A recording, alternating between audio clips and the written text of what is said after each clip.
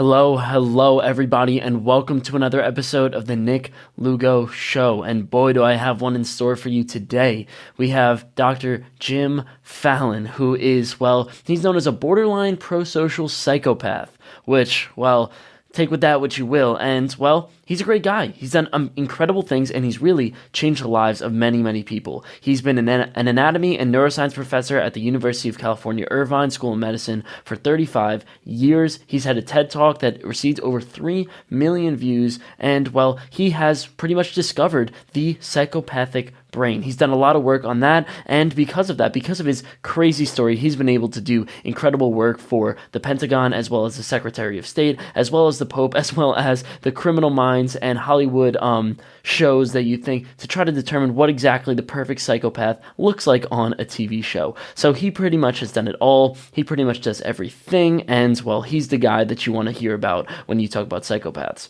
He's here to tell you about pretty much why psychopaths are not as bad as you think, and why him being a prosocial psychopath is not really the worst thing ever, and, well, how it's made him a great professor and a great person. So I encourage you to check out the sponsors in the description below, as well as just, enjoy this episode. This is going to be a really great episode, and I really hope you enjoyed this episode with Jim Fallon.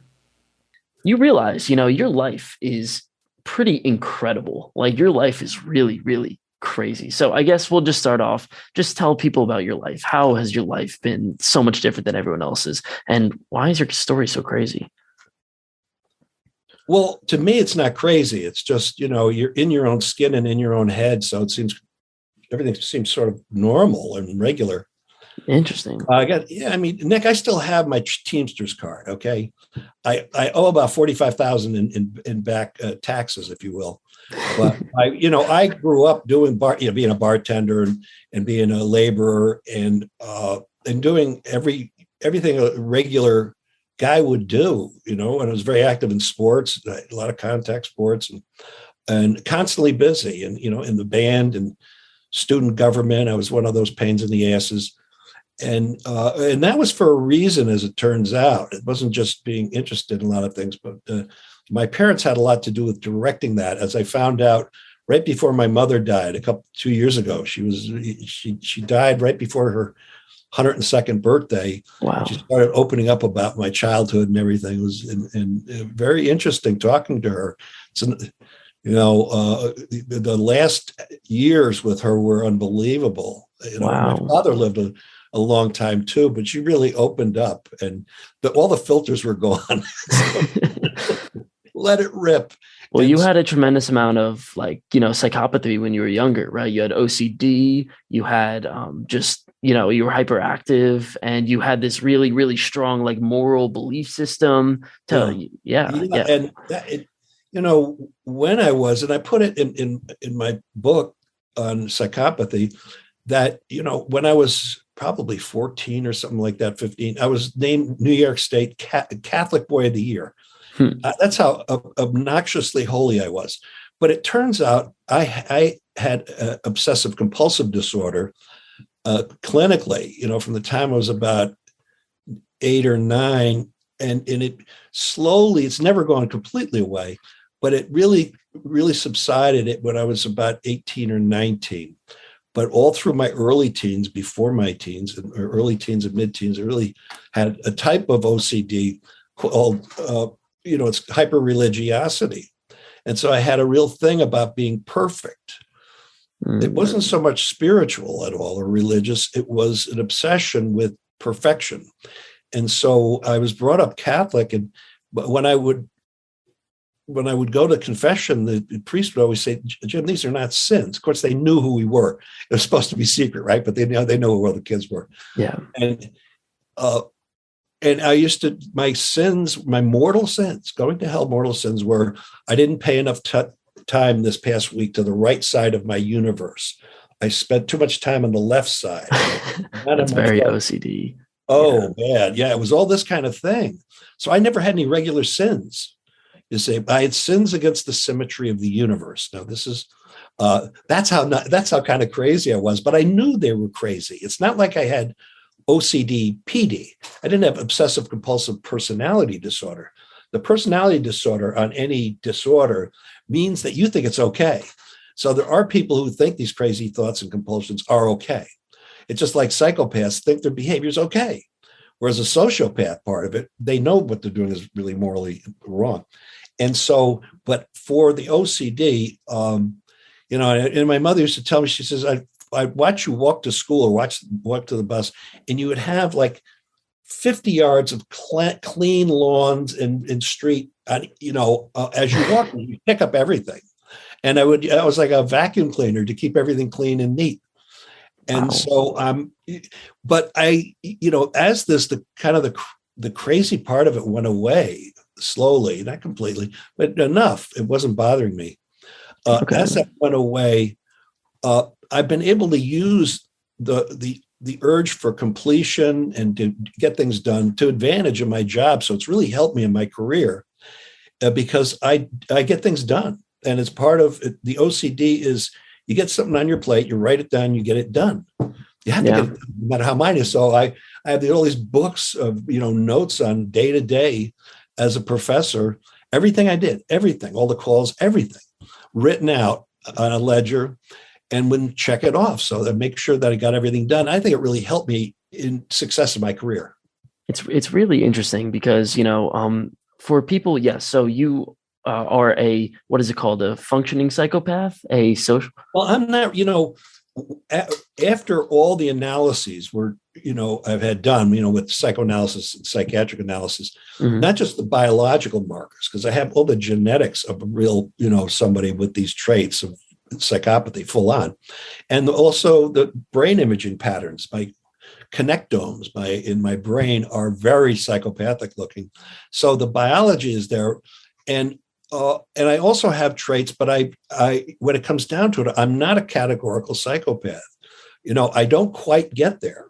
Yeah. And so I'm not a categorical clinical psychopath, but I am a borderline because I have enough traits to give me some big numbers in the different psychopathy tests. But I don't have a lot of the antisocial ones. You know what I mean? I have a lot of the prosocial ones. So in that way, I'm what would you call a prosocial borderline psychopath. Interesting. And those prosocial ones they don't mean you're nice and social. It means that you have behaviors that allow you to navigate society without people thinking there's anything wrong with you. So explain, what's that kind of like? Yeah, like how could you what is it like being prosocial but also being a psychopath? How do those two kind of come together? Well, the psychopath part, even though one of the psychiatrists in the summary said this guy, me, has all the thoughts and urges and dreams and of a full-blown psychopath, and he simply doesn't act them out. So I'm able to suppress them, and he could never figure out why. The other psychiatrists I know, they said it's very unusual to be able to suppress these urges, which are quite psychopathic. But this is in your head, right? In my head, so I didn't think my urges and thoughts and everything were anything different than anybody else. What is there to compare it to? If you don't have the behaviors, there's nothing to compare it to, really. But the drives are there. And if you look at my scans, I have the activity on the top of my cortex, what's called the dorsal stream, which has to do with sort of logical functioning, a rational brain and planning and everything is hyperactive. It's extremely active. So perhaps that part of the brain is able to inhibit all these other drives that are in the ventral or bottom part of the brain. And that might be one explanation. But, I also have a very mild bipolar, but so it's not a big deal, right? But mostly what I have is I don't have depression. I have hypomania.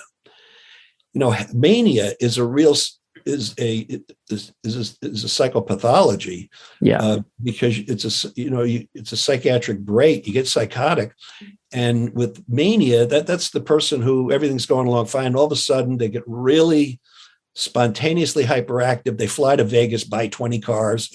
All this really destructive behaviors, and those marriages don't last long.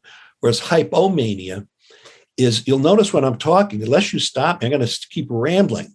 And so there's this sort of pressure of speech, but it feels good.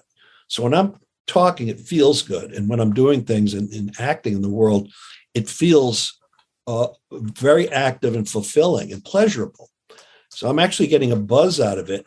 And that's hypomania. And nobody wants to treat hypomania because it feels so good. Yeah. Part of it is it feels very good. Everybody around me seems to be depressed. It's like, and so that's what it feels like with my specific combination of traits, especially with this hypomania, and in the drive to manipulate people. I do have that. And see, to me, I never thought it was anything except bring them along for a fun ride, whatever it is. Well, interesting. So explain to me now, your brain is, yes, like it has some different characteristics, but what are the commonalities? Obviously, you spend all your time doing this. What are the commonalities between all of the psychopaths and all of the serial killers that sort of like make them diagnosable? Yeah, the core traits, the really important core traits are, one is this manipulativeness. All psychopaths have this sort of drive to manipulate other people in one way or another. And it's a drive, and they're kind of always on the make, if you will, or they're planning to be on the make. They have targeted people, but some are spontaneously that way. But part of that is that's not bad in itself, because you can use that as a salesman, you can use that as a teacher, as a cleric, as all sorts of things where you really, you're really getting into people's heads. But a normal good person will use that knowledge of what people are feeling, their emotions. The psychopaths have it really well. They can read people's emotions and they use it against them. Whereas if you have the same trait and you're a normal person, oftentimes you're using it to try to help people. I know you're hurting. I'm not crying with you. I'm not happy with you. I don't have emotional empathy, but I understand your problem. And what do you need? Do you have money? Do you need a job? Do you need to work out something? You need a connection, and so that way, psychopaths, because they have this cognitive empathy, can be very attractive that way, because they can seem to be very helpful. Yeah, that's really interesting. So you brought up a really good stat before, which was in one of your podcasts, which was the fact that psychopaths are more likely to donate to charities as opposed to just normal people. And it seems like the reason why is because they're a lot more level-headed, right? Because they don't have this activation in their limbic part of the brain. They don't have this activation in their emotional part of the brain, and they're mostly just cognitive, that they're able to say, okay, you know what? Not only do I feel this emotion, I'm going to also plan to be able to sort of help them. And it seems like there's some sort of benefit to being a psychopath in that way. Yeah. And so there are real psychopaths who do good works. And they don't, and people assume they do good works to get near the children or to get near, getting somebody, and they actually are just doing good works, and they're able to firewall this. So there are many psychopaths have like normal lives, and then they have these dark things, right? Usually at night and the weekends but they can have these normal lives where they're involved in a lot of charity, and it's honest. It's a drive. If you look at me, even though I have psychopathic traits, I'm involved in charities all the time, and it's not to do anything. A lot of times it's anonymous giving or anonymous helping. So it's not for attention, and it's not to get close to them, to get anything. It's just like, oh, I understand the problem. I can help you. Maybe since I can help people in a cool, sort of a cool way, a cold-headed, rational way, that I like it because it makes me feel good about myself. I don't know. I mean, that's possible. It doesn't seem that way to me, but I'm sure it's very possible that would be at another level. Yeah, someone like me, but nonetheless, I'm involved in many more charitable works and helping people than other people are. Well, that's the thing, so when I like to think about it, you explained really, really beautifully in your lectures, which was the fact that the people that we think are like some of the greatest people, FDR, JFK, Ghandi, Nelson Mandela, a lot of these people, Teddy Roosevelt, have psychopathic tendencies. And it really is kind of scary. And also, one of the people in your genetic bloodline is Ezra Cornell, the person who founded Cornell. And all of these people were either psychopaths or had psychopathic tendencies. So sort of explain, this sort of dichotomy between the highly exceptional, but then also the, Ted Bundys of the world, let's say. Yeah. The, in terms of leaders, probably the president with the most true psychopathic tendencies and traits would be Bill Clinton, I think, by far. When the study was done on U.S. presidents, JFK was way up there. FDR way up there, Teddy Roosevelt way up there. And a lot of the ones that are very attractive, people are very, I love him. He's just so attractive and so wonderful. Like Bill Clinton, he's so cool and everything. Well, that all psychopaths, but really a lot of them are very cool and they're very attractive. And I want to be with him. I want to vote for him. I want him to lead us and lead me. And so a lot of this has to do with regular people voting for these people and finding it attractive. And so it's really the society's, a large part of the society's love affair with psychopathic traits, because they like powerful people. So the social dominance is like the cool guy in school, right? Hey, baby, how's it going? Without being too smarmy. So it's nice enough. So it's not somebody who it seems on the make all the time, but they have show a lot of talent and they know how to manipulate people. And these are popular people. And so we vote for them. In some places, which have had hundreds of years of tyranny. If you look at Russia, 300 years of czarist police and czars and tyranny. Well, there could be, because all these generations lopped onto each other, epigenetic changes in the populace's expectations and needs. So they'll actually vote for a strongman, for a tyrant. It's kind of baked into their epigenetics, okay? And so it's part of this is we vote for it. And, somebody will say, well, I don't want to have a financial partner who is a thief. But if you're going to steal, you're going to steal from me, right? Just don't, people are very hypocritical. Well, it was really cool. So you actually this blew my mind. So you predicted Donald Trump winning the election way before any of it sort of went down. And well, I sort of asked the question, right? Why do you think we're so attracted to these people? And is it really built into our genetics? The fact that we crave these leaders that have these rational, level-headed, and dispositions, and also have this character trait of fearless dominance. Yeah, from that, what led to that, I was invited to give 2 talks at the Georgetown University School of Ethics. So I gave a couple of talks. There was somebody in the audience both times, and they had an international finance firm. And they said, "Why don't you come and talk to our annual meeting at our board meeting?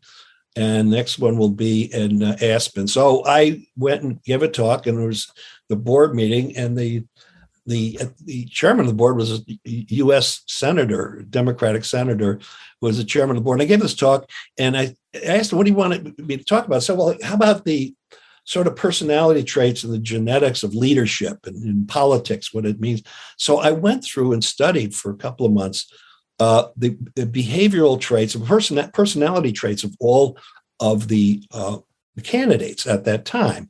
And this was, for the 2016 election. So it was early in the summer 2016, before the Hillary Clinton, Donald Trump showdown. And I looked through this, and Donald Trump at that time was down like 25 points or something. But I went there and I tried to analyze it just independently of that. And it looked through it, and I compared their profiles to the profiles of the average personality profiles of Americans, especially adult voters. So if you look at those, there are people who have personality traits, and there are pretty good Big 5 personality tools. Also, you can use something like the Myers-Briggs, which is more accessible. But if you look at that, many people vote emotionally, and they're wired with 2 kinds of empathy. There's 2 kinds of, overall 4 kinds, but 2 major kinds. One has to do with what I mentioned, the emotional empathy versus the cognitive empathy. But there's another one, which is in-group and out-group. The in-group are those people who will vote for somebody who will put money in their pocket, something for their family. This candidate will get me $500 more a year.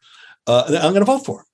This person is going to help my little business. I'm going to vote for him. It has nothing to do with the morality, the ethics, and all principles of Americana and everything. It's like, what can he get me and my family? A lot of people are wired that way genetically. There's a whole series of genes that are involved with in-group, very close to the vest empathy. And then there's out-group.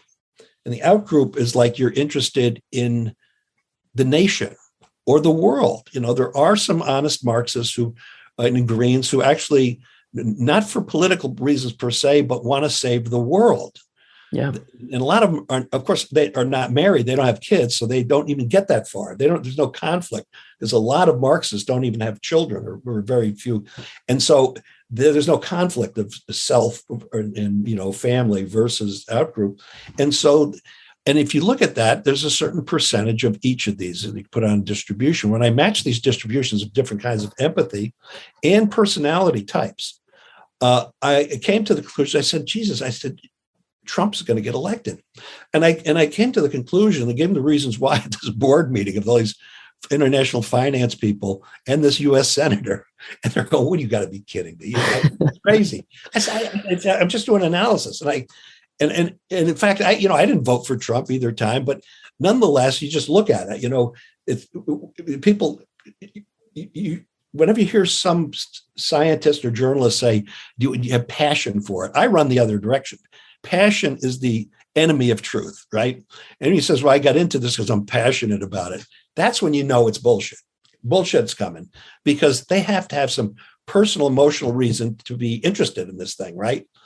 And so what they say, you can a lot of times really discount it. So passion for a scientist or a journalist is the enemy of truth. So nonetheless, so I said, look at him, this is what I studied and found here. Well, it turns out that Trump won. And this senator called me up. He said, "You son of a bitch." He goes, "I don't know." And so we became pals. But nonetheless, you can, give a shot on this, because people always say, "Oh, I hate psychopaths," or I hate bad boys. You're in college, and there's always a group of gals who love to date bad boys. Yeah. And they'll say, "I don't know, I don't," but they go for it. I mean, it's just, you go to any prison and the people on death row, and there's always, you see these women out there holding candles. They have candlelight vigils. And these are almost all women who were abused, right? That are out in front of prisons. And they're trying to self-medicate, and somehow deal with the abuse they went through and the bad relationships and the traumas. But people will magically go toward exactly what they say they hate. And so, but if you try to get through that and understand it and fold it into a heat map for election, you can do pretty well. So try to explain exactly what benefit these people offer, right? So clearly it's built into our genes that we like these people, right? Yeah. We like these psychopaths. Another good stat is that 21% of all, I think, CEOs have psychopathic tendencies. And why is it that these people become hyper successful? What do we like about them specifically? And then also, why is it that they rise to the top? Well, in terms of the psychopathy for CEOs, that turns out to be for small startup companies. Okay. The large company CEOs are usually don't have those traits. They have leadership traits, but they're not really psychopaths. And this is this is kind of a lie. Okay, so people take the stat that 20% of CEOs, but what they don't tell you is that the CEOs of startup companies, like the Wolf of Wall Street, for example, these startup companies, small finance companies, where you do find, the quick buck psychopath. But the people who say this want you to hate capitalists, right? So they want you to hate CEOs of big corporations, but it turns out to be not a true statistic. And so you keep expanding it until it becomes a lie, which it functionally is. Because the intention of it is for you to hate capitalists and for you to hate CEOs and in businesses and in large businesses, but you end up, it's a stat based on something quite different. And so, but in terms of the advantages, why there's this pan-cultural consistency all around the world, and probably since for hundreds of thousands of years. There's always about 1.5% of people are psychopaths in any particular society. And it's not based on any race or ethnicity or anything. And it seems to be very stable. Why would you take something seemingly so pernicious? And why would that be of any help? Well, if you look at it like a biologist would look at it, those traits which are good for the species are not good for the individual necessarily, and certainly not for the family, and vice versa. And for example, in order for us to exist as a very vibrant and robust species, there's a lot of intermarrying and interbreeding. I don't know, a lot of us marrying, interbreeding of all sorts of types of people. And so you're on one side of the mountain, and who's the one that wants to climb the mountain, spend the energy to climb the mountain, go over and have sex with the entire, all the teenagers and these people you don't know, and rape them, for example. And who spends that energy? Well, psychopaths would. That's a tremendous fun, right, for them, and that helps the species. So here's all this rape and pillaging going on, which spreads our genes and intermixes our genes, which creates a very robust species. So we have to thank, in that sense, psychopaths and bad weather for and climate change for our robustness. And but it's terrible for individuals and certainly for families and clans that you got somebody in there causing all this trouble. And so you say, what is it good for? Well, is it good for the species or good for the families and clans? And you get a different answer. So the answer is they are very necessary. Psychopaths are necessary if you look at it in that way. Now, you don't want to run into a full-blown violent psychopath. I mean, just awful and dangerous. But then what about... I'm not defending full-blown psychopaths. I am defending psychopathic traits that are not clinical psychopaths. That is, people who have this what's called fearless dominance. That's very attractive. That's, and a lot of women love that. He's dominant. He's a leader. Look at that. That's a horny thing, right? And so... Well, that kind of makes sense. So you think about it and you ask the question. So yes, maybe the full-blown psychopaths, the Ted Bundys of the world, those are the people. And yes, those successful, we'll say Genghis Khans, right? Those people, yes, they're going to go too far. But what about the people that lie in the middle, right? You said Nelson Mandela, Ghandi, Mother Theresa, all of these people had these not only psychopathic traits, but at the same time, they helped the species. They did things that made the world a lot better. So... Yeah, for me, I was asked to do for the Human Rights Foundation in the Oslo Freedom Forum, talking about some years ago and since then about the brains and minds of dictators. So I spent some years analyzing 4,000 years of dictators and got all the information I could about their lives and everything and their traits, and also modern dictators, because I know people, I work in think tanks where they know these people like Putin, they know these people like Assad, et cetera, and to get really in-depth analysis of their young lives and their real traits and their fears and everything. And so in doing that, there were very consistent traits of these dictators and tyrants with psychopaths. They almost all of them, except Pol Pot, was the only one out of hundreds. But Pol Pot denied ever having a bad childhood, right? So we don't know for sure. But that was they all have between birth and 2 or 3 years old. They were all abandoned, were abused, every one of them. But they also, in their families, they had some extreme traits. So they may have had genetics, but we don't have the genetics of these people. And so these are people that have, if they have these prosocial traits as psychopaths, they have leadership, and psychopaths have good insight too.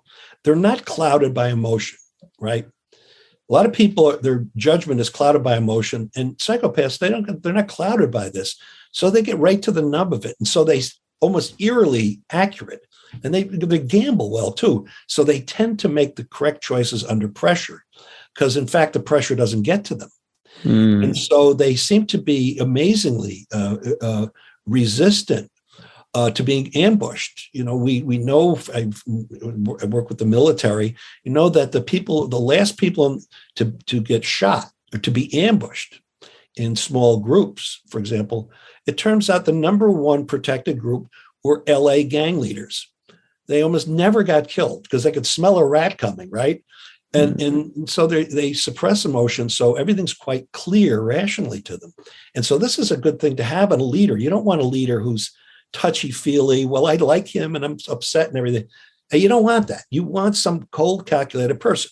You don't want a monster, but you want somebody with the trait of being able to read emotions, but whose judgment isn't swayed by emotion. You don't want your neurosurgeon to break down crying because they're upset with your brain tumor that they're scooping out.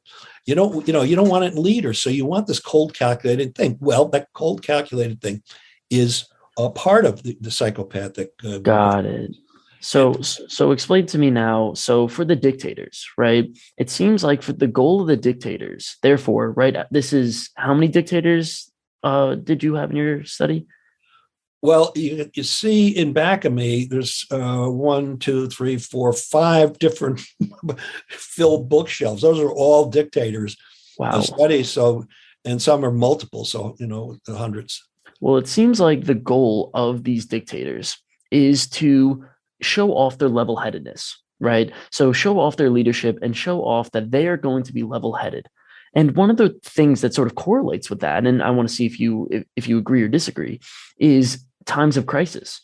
So maybe the reason why they are trying to, let's say, be level-headed and show off their level-headedness is because they're trying to show off that during a time of crisis, like a war, which is what FDR did, or what Hitler did, or what even Trump did, right? With try to sort of manufacture some sort of war or manufacture some sort of, let's say, crisis. By doing this allows them to keep their power because therefore they could say, okay, there's a crisis. You need a level-headed leader and therefore you should trust me. Nick, I don't think they make it up. They're naturally this way. Okay. They're naturally this way. And smart people won't be fooled by it. All those people very naturally were like that. They didn't have to create a problem. I mean, Stalin didn't want to get attacked by Hitler. He didn't want to have himself destroyed at all. He was Stalin's psychopath. Hitler, not so much. He was a sociopath, but he knew, he didn't have all the traits of a psychopath.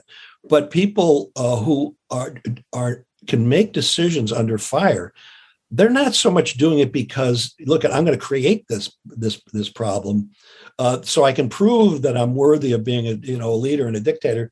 No, they just eat it up, and so it's naturally there. They're just that way. Interesting. So they try to. Well, is that part of their pitch, right? Are they trying to sort of accentuate and create a narrative? No, they're just naturally that way. They're naturally that way, yeah. And they've got chutzpah, they've got that presence, that dominance. It's natural. They do not think I'm going to try this. Somebody like Hitler had to try to do it. He wasn't naturally that way. He had actors helping him and everything. But people who are natural leaders, who have psychopathic traits, it comes naturally to them. They're not making anything up. Wow. But they can play off it. They can riff off it because they know people are impressed by it, so they can riff off it a little bit. But there's no stress, and they don't have tells that they're under any sort of stress at all because they're not. Okay. So very cool customers, and that's what you want as a leader. Yeah, that's really scary. It's not like I want a psychopath, but I want that trait, But if you add enough traits together, you then get into a clinical psychopath. But that's why leaders will say, well, they have these psychopathic traits, but they're not full-blown psychopaths at all. So anyway, but people are attracted to the trait. They don't think to themselves, oh God, I think I'm going to fall in love with a psychopath. Or I think he's I'm going to vote for him because he's a psychopath. No, but they're voting for the traits that they see that are attracted to them on an emotional level too.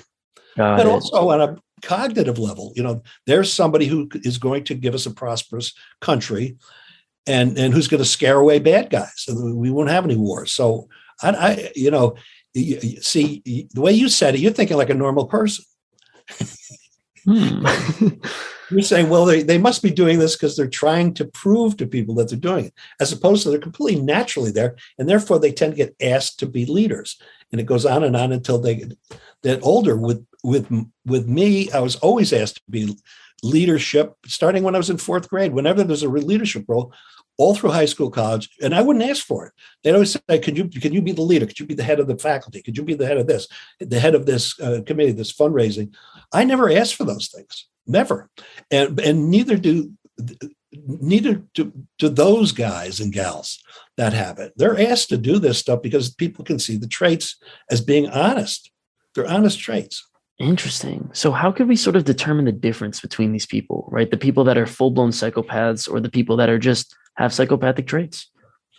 Yeah, I mean, there are tells that many psychopaths have, not all. So it's not a sure thing. When you talk to psychopaths, but you have to talk to them long enough you have to talk to them for some hours, and you have to.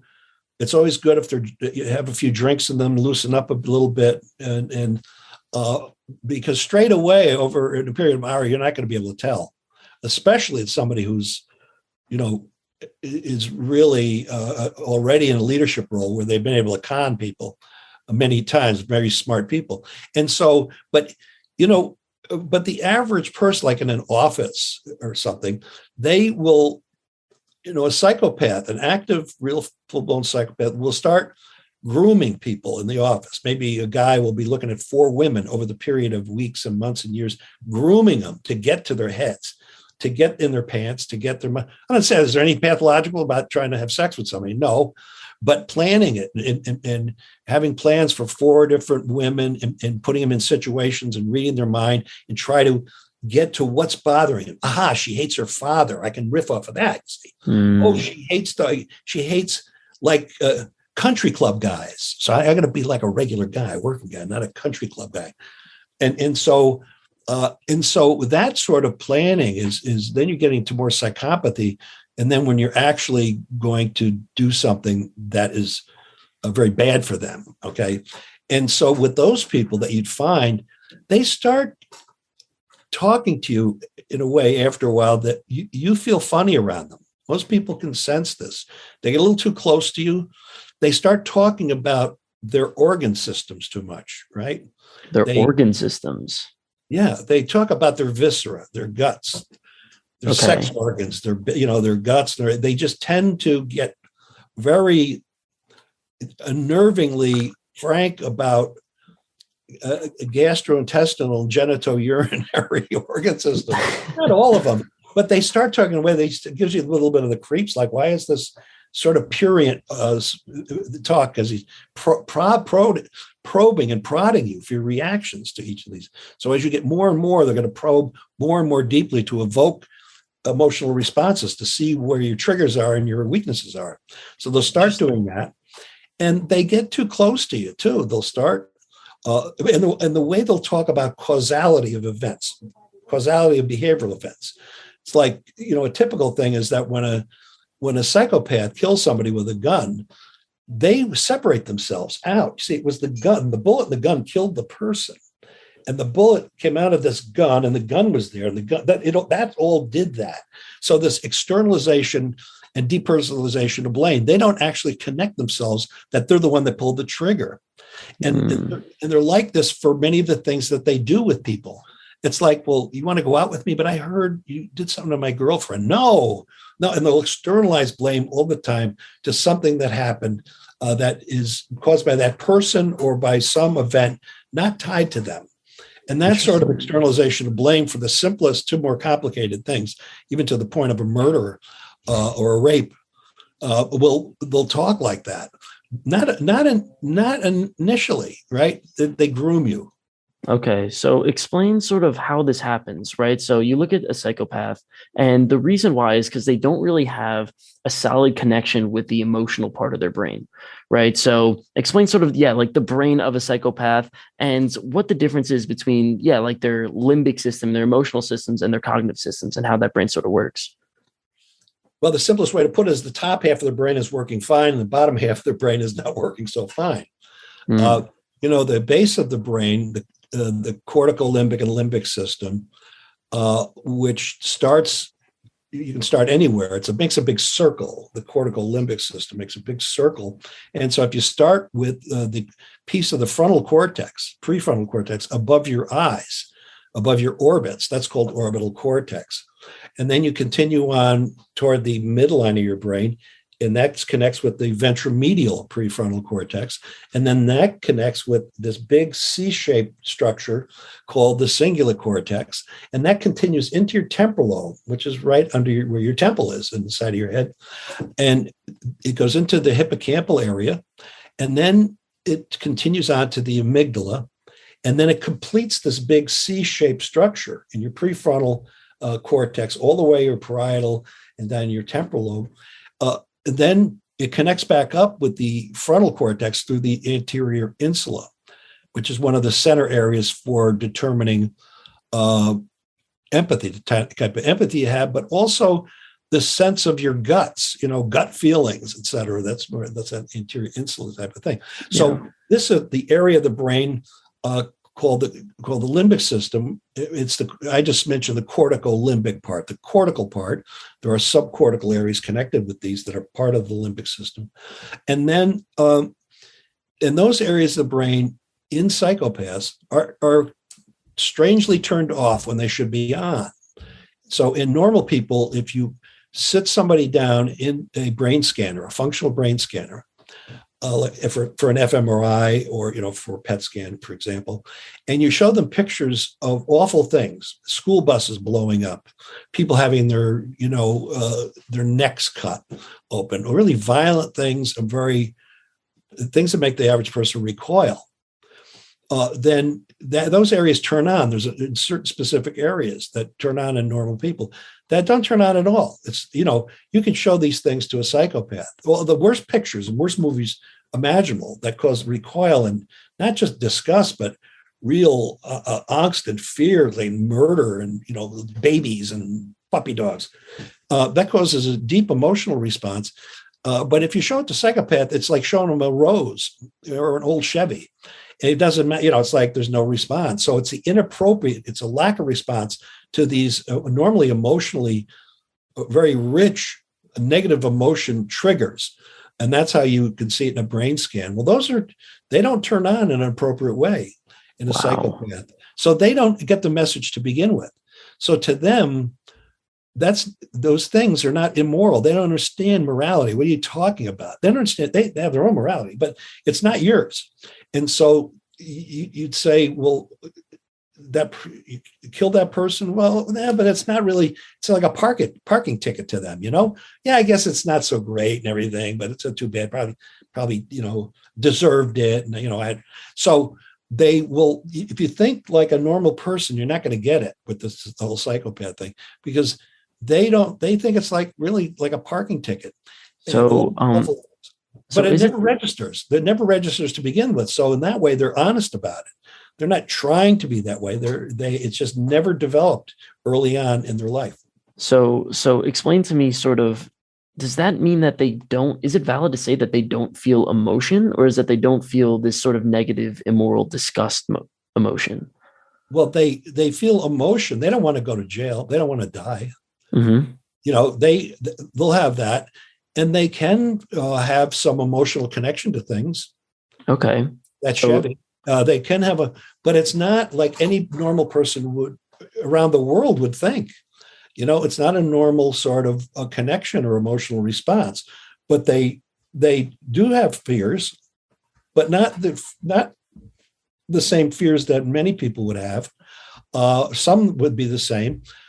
They will enjoy having a good meal and enjoy sex, sometimes pretty twisted, but so there are emotions there, but they're not normal and they're in the wrong context. Okay. So can psychopaths feel happiness, like long-term happiness, or are they sort of bound to a miserable life? Yeah, they would,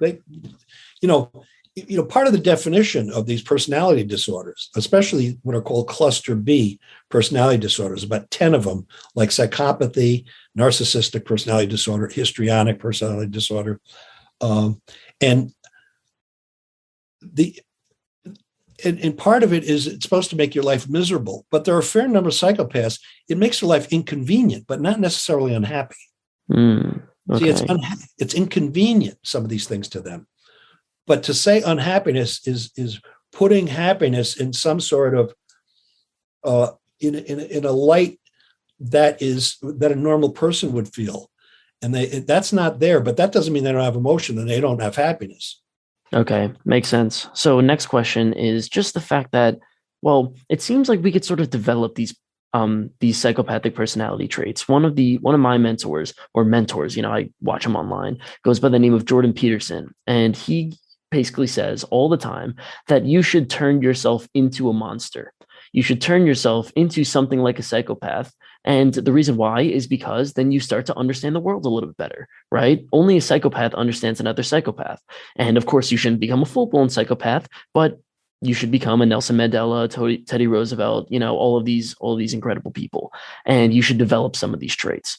So how do you believe people should live on this spectrum? Do you think that people should move a little bit more towards psychopathy, or should they stay in sort of the, let's say, naive realm?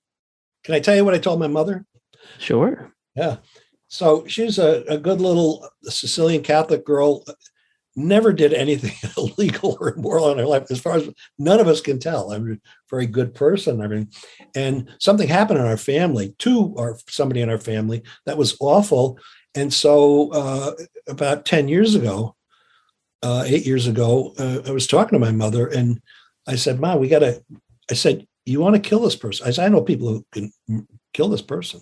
She goes, Jim, what are you talking about? I mean, that's awful. She's like, well, I said, I want you to imagine that what this person has done to you and your family and to individuals and what they do to other people, and the injustice of what they do and how they get away with things over and over again. Wouldn't the world be better without that person in it? She goes, well, yeah, I guess the world would be better. I said, well, imagine right now that you can make that person disappear. And I got her to the point where she was going, yeah, I see what you mean. Now, what is this about? And I said, Ma, we're not going to kill him. But I wanted you to imagine so your imagination could take you to a dark place so you could understand it. You could understand them a bit more and understand your own reactions more. And in that way, you get temporarily into this. And I'll give you a flip side of this. There's a filmmaker, writer, producer called Eli Roth. Now, do you know Eli Roth? Eli Roth makes these awful kind of slasher films and everything. Yeah, I don't know him. Yeah, look up Eli Roth. And I got contacted by his agent, and he wanted to get tested. He said, everybody who works with him thinks he's a psychopath, or he's worried about it. And he's worried about it too, because he doesn't think he is. And so he came here, and I had him tested with the fMRI and with the genetics and discussing him and everything, and did the imaging under different conditions. And it was, when he came back the second time for kind of the diagnosis, he came back a month later, and they were filming all this. It turned it into Discovery Channel, had a TV show about this and about this process he went through. And I said, this is something. I said, when you see negative imagery, this awful imagery, people getting slashed and cut and their heads chopped off, you become a temporary psychopath. Your brain looks like a psychopath. Wow. And that's probably what the assistant director, all these people who work with you on this film, he says he gets temporarily, he's like a madman, not a madman, but a psychopath. I said, well, you are temporarily there. And I said, I think you're self-medicating with these films. And, after we did the reveal, for the diagnosis, but also for the TV shoot, I mean, back to my house here, just in the other room, he goes, I need a beer. He goes, I don't drink, but I need a beer. And he sat here and he called up his father. And it turns out his father is a psychiatrist. And he goes, Dad, you were right all along. He showed me a picture of him at his bar mitzvah, and he had fangs with blood coming out. And he had all these. So he's always, even when he was very young, into this violent, really crazy imagery. And it was a way for him, I guess, and he agrees with this, and his father definitely does, of him to process these feelings and these urges without actually doing them, to be play acting in it. And that way he can better understand his own fears and his drives and recognize it in other people. So, yeah, I mean, there's two examples on the different ends of it, why that would be useful to do. Well, think about it, right? Most people, what they do is I experience these very often, or not very often, but I experience them. These primal desires, these negative desires of evil things to do. Most people repress them, right? Most people say, okay, you know what? Like, I'm just not going to put them into my consciousness, and I'm going to pretend like that didn't even exist. But so would you sort of argue against that, right? Jordan Peterson, he recommends doing that first exercise all the time. He recommends that people imagine that they were a German in, the 1930s, and they were getting recruited. And imagine, because likely you would have done that being a Nazi soldier. Yeah, you want to create the situation that person who did awful things and who voted for this too, get yourself to the point where you're agreeing with what happened, almost agreeing. Get yourself to that point. And that's part of the idea is you get to the point and you say, I see their side of it, and then you're going to say, but it was still absolutely the wrong thing to do. But at least you're approaching what is going on with their feelings with it. I had to do, I do that naturally because, when I got analyzed, all my thoughts and the urges every day are completely psychopathic. And I mentioned to you, I didn't even know it. But the other thing, what I learned is how to control it is to do the same thing you're talking about, but in the opposite ways. Because for me, I was doing psychopathic things to people. And not killing or raping or stealing, anything like that, but just really making them unhappy through manipulation. Manipulation, yeah. Yeah. And so what I decided to do is every day, I spent some time watching people my age and in my position, so guys that had kids, grandkids, and see how they interacted with everybody when nobody was watching. So their honest interaction. And I saw that people were sacrificing themselves anonymously without anybody looking than I would ever do. And so I watched those behaviors and then tried to duplicate them every day. So I started with my wife and I'd wake up and every time I did something with her, I would have to think, what would a good guy do in this situation? Well, a good guy would pour the wine for her. The good guy would get her plate done. The good guy would clean up very simple things that good, this is good roommates would do that I wasn't doing, but all the way to, when somebody in her family dies, instead of going to the funeral, say you don't feel well. And then when everybody goes, you go down to the beach and hang out at a bar and get ripped and dance on the tables and stuff. That's what I would do. So all through the day, every day, I would say this to myself, just like what you're saying with the, imagining a psychopath, I would imagine what a good person would do. And I would follow that. And after about 2 months, my wife noticed it. She goes, "What's come over you?" You just say, "Well," I said, "What are you talking about?" He says, "You're such a good guy, you're like you were when you were young." And and I said, "Don't take it seriously. It's just an experiment." And then I did it with other people I know, friends and people in my family, my siblings, and then people at work, and they all noticed it after a while. And I told them it's just an experiment, but I learned that I had to do it every day. Just like in an addiction. Yeah. January 1st, every year, all these people take New Year's resolutions. And by January 14th, they're back doing the exact same thing, worse than they were. But because you have to do it, you have to treat it like an addiction, which is every day say, what would a good guy do? And that seemed to work. So I still have to do it. I have to treat my bad behavior as if it was an addiction that I have to be very conscious of and to use that upper part of my cognitive brain to suppress the urges. So I had to reinforce that part of my brain. So that's another way of looking at this. When I asked priests and some rabbis, even an imam, I said, when people give confessions, right? And this would be true for Catholics in a confessional, but also every faith has a different way of confessing sins to their God or through some intermediary or with some intermediary. And I said, do they always have new sins? They go, no, they're the same bad things all the time. And, so to me, it's these people would rather call them sins because they could be absolved of sins. You can't be absolved of psychopathy. It never goes away. And so like addiction, you're always an alcoholic or a nicotine addict or something. But 5% people can escape it, but they have to think about it all the time. All the time. Don't do that thing for the following reasons. And then it becomes a behavior. I found it exhausting. I started sleeping hours longer each day. I went from 4 hours of sleep a night to up to 7 hours of sleep because it was so exhausting being a good guy. Wow. So are you sort of saying that it changed you internally, or did it sort of just change your behavior? It didn't change me internally. Because I would, if I don't do it, I go right back to the old game. Wow. So I'm changing the behavior, but I'm not changing internally because all those connections are made.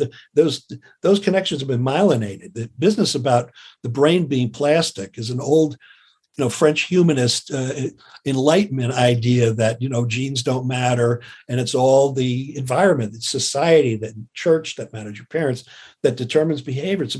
It's so overstated because it's an old romantic notion that we're all good inside, and we're not all good inside. And you can overcome these things by just behavioral modification. You can, but you got to keep after it every day. And so that's an exhausting thing, and people tend not to be able to do it. I don't know if I would have been able to do it earlier in my life. Now that I'm really older, it's like, what the hell? It's another experiment. It's what is it inhibiting? So it's just another game in that sense. But I have to play that game with myself to stop those bad behaviors. Makes sense. And then one final question, and this is something that, or at least one final topic that's been on my mind. Why are psychopaths so internally successful as well as externally successful? So I noticed that, you worked as a professor for 35 years, right? So what is it that sort of allows for psychopaths in general to have such a strong work ethic and to be so successful sort of internally?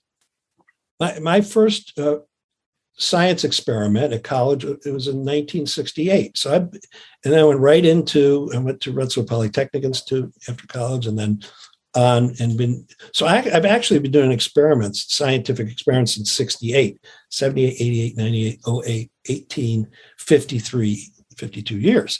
Wow. And psychopaths usually don't stay with jobs like that, right?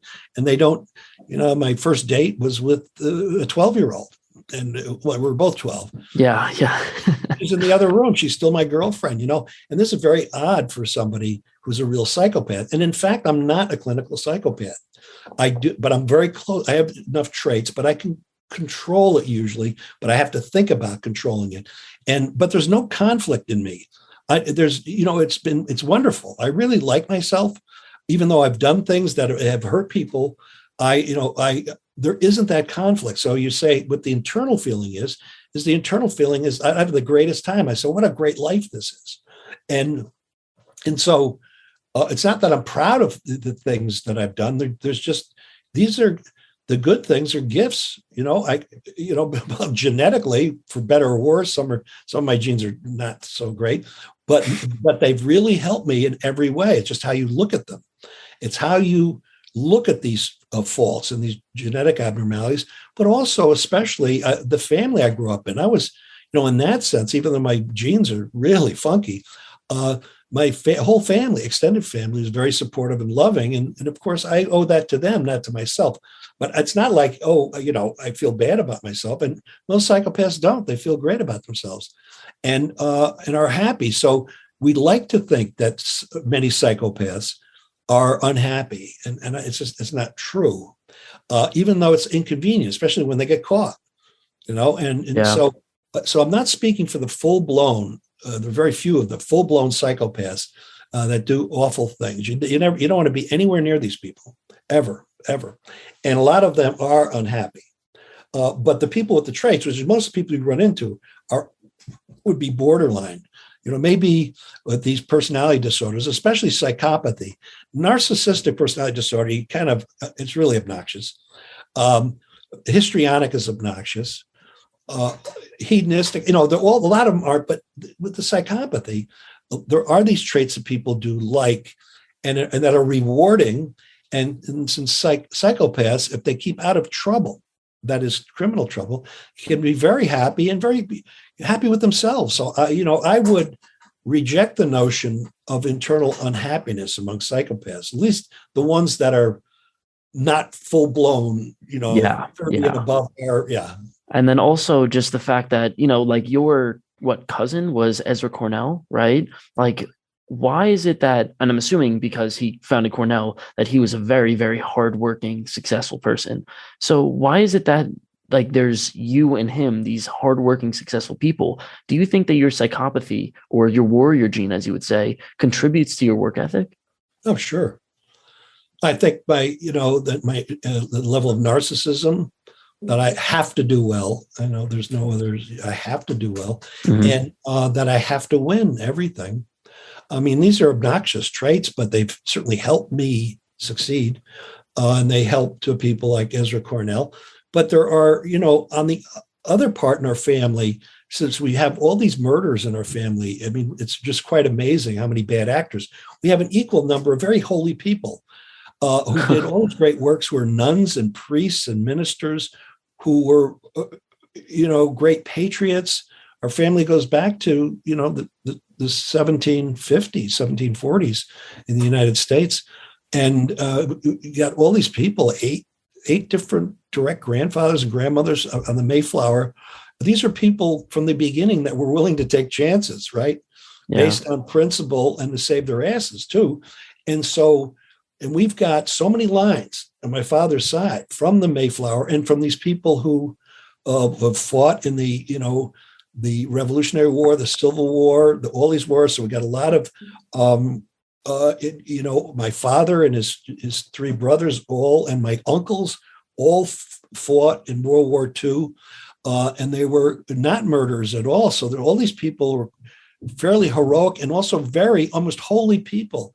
So, but I guess it's not surprising because you got all these evil people and holy people in the same family. Well, what is the system we're talking about? The orbital cortex and the amygdala, and they're tied together like two peas in a pod. They're as thick as thieves. And if one dominates, you're kind of a holy person. And if the other one wins this tug of war, you're not a very good person. You're badass, and not in a good way. Badass in a good way.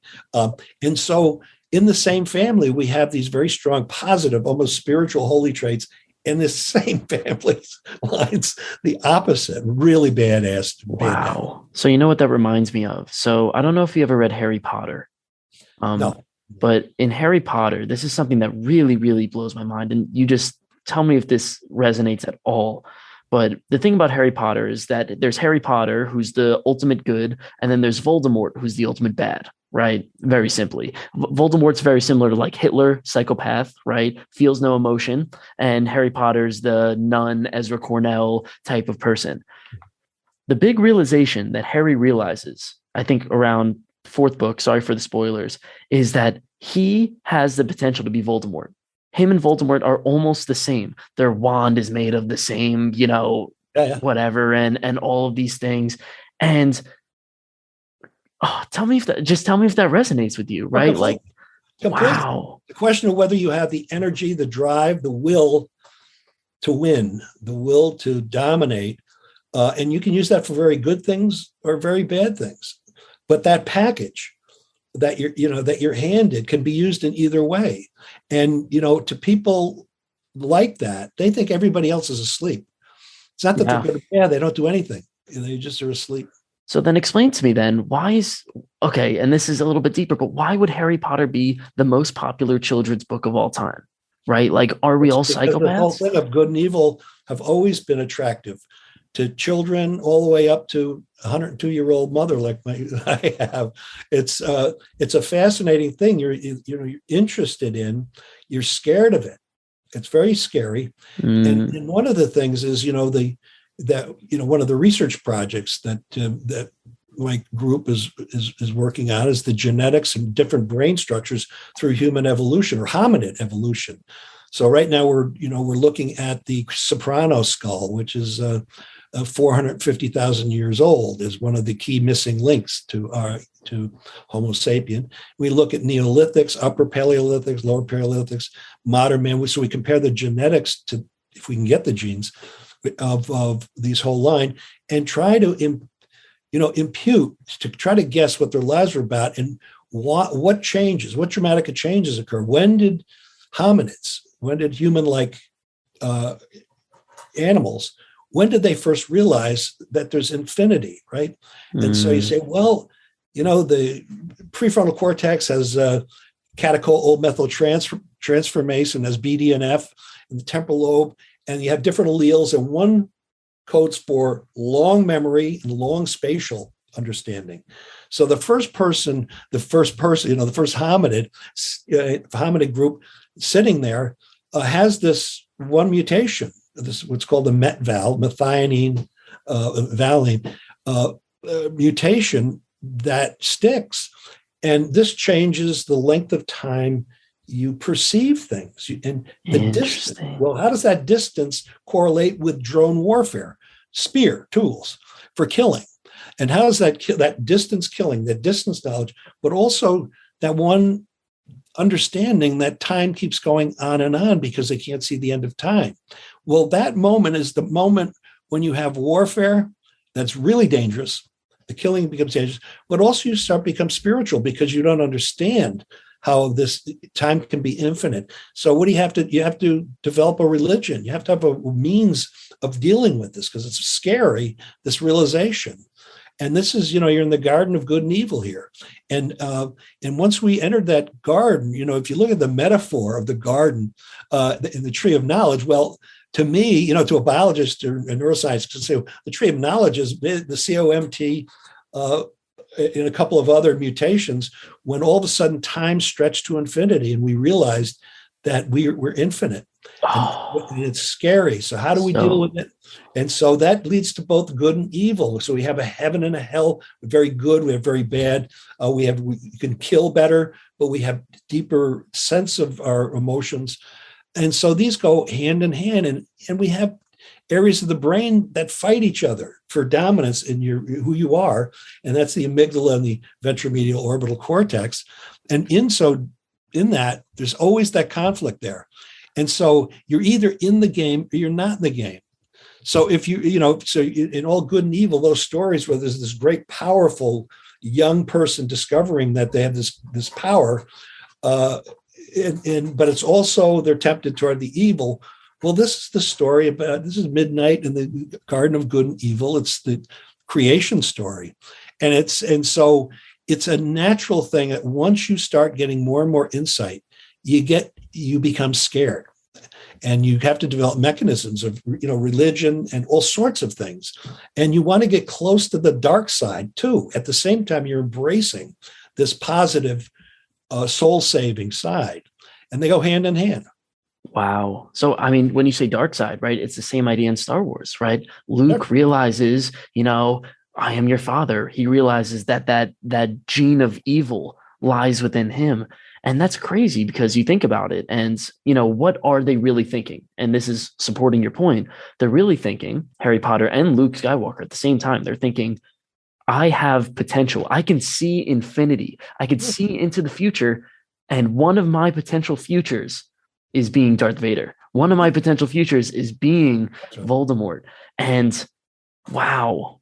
So that is essentially, right, being in the game. Being in the game is you have to choose. Is realizing that you have the power to do that, to go either way. Many people do not have enough gifts, if you will, or curses, curses, to have the intellectual capacity, the energy, the non-ending energy to do this.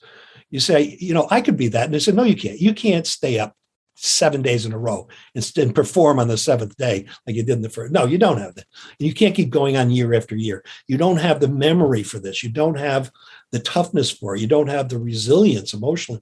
So there's not a lot of people that can do this stuff. But once you realize you can do it, this becomes the great moral compromise or choice that some people have. And these make for classic stories. Wow. Because that's one of the things that I noticed. So as I started, deviating from the path, right, the cultural path of school and being an accountant and doing the jobs that I'm supposed to do into, yes, creating a podcast, thinking for myself and coming up with new ideas, I realized that yes, like there are so many different paths that I can choose. And some of those paths, like the more conscious I get, the more I think for myself, the more I realize, oh, wow, I can manipulate, now that I understand the brain a little bit more, I can manipulate that person. I could do it so easily. And I could, I don't think I could get away with it, but I could potentially get away with it, and then there's also, I could use this knowledge and all of the things that I have for good. And that's relevant. And just to support what you're saying, for years, I really enjoyed, without saying it to myself, I really enjoyed being dominant and having all these leadership roles, but also manipulating people. And then when I realized this, the real gift that I got was realizing it from this crazy discovery, right? From my PET scans at one day, and then which took me on a journey, just as I was retiring. Pretty funny, justice.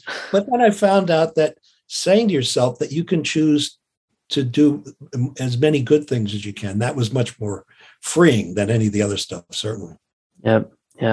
So one final question, and I'm sorry, that's one more final question, is you were chosen for this path, right? You kind of didn't choose this path. It kind of chose you. So, just the fact that, yes, the PET scans and, the fact that you were just sort of genetically built like this. So how do you sort of feel about that? The fact that sort of you were chosen for this path rather than you choosing it. Well, all the things came together. I do have science, colleagues, professors who saying, this is God talking to you. And I say, you're full of shit. I said, it just happened. It's serendipity. And I went with it. It was like just another game for me, except the game was about me. It was about beating myself. Mm-hmm. I was the joke. And I enjoyed that. So, and so I don't feel, I was chosen, but when it showed up, it's like, what an adventure this is going to be now. So I think I did it. It was still for fun. I think it's still for fun. And so it's less, I wouldn't say, chose it as much. I did choose to dig into this and to really delve into it, knowing that in telling my wife and my kids and her family that this could be a rough ride because it's, it's weird and it's, yeah. You really want grandpa to be known as my grandfather's a psychopath. And they all said yes, and so they were all quite brave about it. And so I did that. And they said, look, you're a teacher. You should be doing this, telling people. And so I agreed with them. So I didn't do it without thinking about it and without talking to my wife. You always talk to your wife. Nick, you get in a situation, always say you got to come clean with your wife or, and be your loved ones. Noted. Yeah. And so in that way, I was afforded the opportunity. And I then, after some consultation and thought, went for it. In that case, I chose it. So it was of my own free will, even though people around me saying, no, this is fate has driven you to this. Interesting. So it makes it more romantic, right? It's a more romantic motion. It's so romantic. It's like, and a lot of things have happened in my life. They say, see, God is trying to tell you you're an agnostic, and this is God trying to tell you that He exists or He exists. But I don't take it seriously. I think it's part of the fun. I take people's lives seriously and living seriously, but a lot of one's life could be just goofy fun, which certainly mine has been. So you're 74 years old. What do the next 5 years look like for you? Gas, probably a lot of gas. Probably losing my hair. See, I still have my hair. You notice that? Yeah. Wow. That's genetic. That's hair. And and I'm still able to grow an okay beard, but the wheels are coming off and I can't do other things. It's a matter of the next 5 years of accepting things as they fall apart, physically. And, but also, as the hair recedes. I've been asked to write 2 more books, which I may or may not do. And but I'm still very involved in research, in neuroscience research and evolutionary research, and involved in film and TV and trying to help them to make better, good, truer stories, and have a couple of companies, a genetic editing company for relieving stress, anxiety, and everything with CRISPR type technology. So I have some companies that are directed at human suffering, it's just PTSD, et cetera, depression, schizophrenia. So I can continue to do that, but without having a lab. See, you have to have younger people with good hands to work in the lab. So I gave up my lab when my hands weren't so good anymore.